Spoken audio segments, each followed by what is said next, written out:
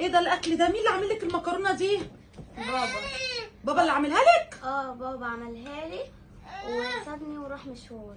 طب حطيتها في الصينيه ليه واحنا ما عندناش اطباق؟ لا عشان تبرد. عشان تبرد.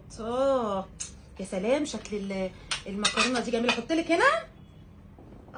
حاضر. خدي يا حبيبتي، ابوكي بيعمل شويه مكرونه بقى يعني مالهمش حل. ايه ده يا ماما، انت هتدوقي؟ هاكل، هموت من الجوع. قعدت في الجيم كتير قوي، تمارين تمارين تمارين تمارين، يخرب بيت الدايت وسنين.